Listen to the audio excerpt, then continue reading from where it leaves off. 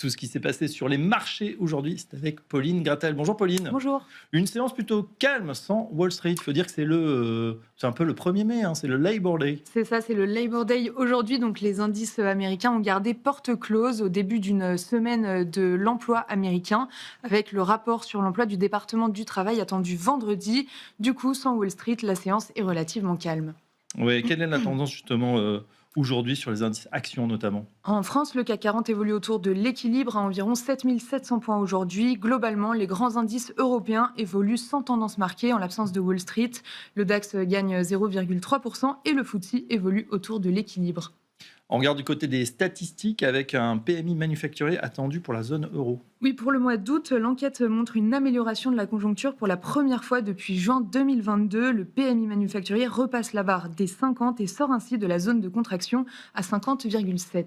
Mais sur les pays étudiés, les Pays-Bas et l'Allemagne sont toujours sous les 50. Oui, et l'Allemagne en particulier. En Allemagne, l'indice atteint tout de même un sommet de 38 mois à 49,8. En France, le PMI manufacturier est repassé en zone de croissance pour la première fois depuis janvier 2023. Après 48,2 en juillet, il s'établit à 50,4 en août. On a également eu, Pauline, des chiffres du côté du chômage, du taux de chômage en zone euro. Oui, le taux de chômage s'établit à 6,2% de la population active pour le mois de juillet, comme attendu par les analystes. Le chiffre de juin a été revu en légère hausse à 6,3%, après une première estimation de 6,2%. On part du côté de la Chine où l'activité manufacturière ralentit. Oui, et c'est d'ailleurs le 5e mois consécutif que l'activité manufacturière chinoise ralentit. En août, l'indice PMI s'établit ainsi à 49,4. C'est légèrement inférieur aux attentes et supérieur au chiffre de juillet. Du côté des marchés, du marché obligataire notamment, que se passe-t-il? Est-ce qu'on a un écart qui s'agrandit entre l'Allemagne, par exemple, et la France? Non, le spread franco-allemand tourne toujours autour de 80 points de base. En Europe, le rendement allemand à 10 ans s'établit aujourd'hui à 2,75% et le rendement français de même échéance évolue entre 3,50 et 3,55%.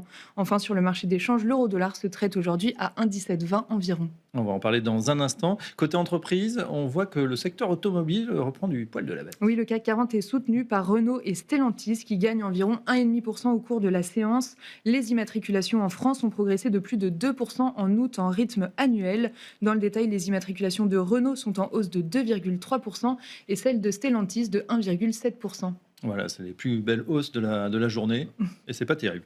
Allez, ce qui nous amène à conclure sur l'agenda. Quel sera le programme de demain? Les investisseurs prendront connaissance demain de l'ISM manufacturier américain du mois d'août, ainsi que de la première estimation d'inflation pour l'ensemble de la zone euro en août, qui devrait progresser de 2% sur un an selon les prévisions.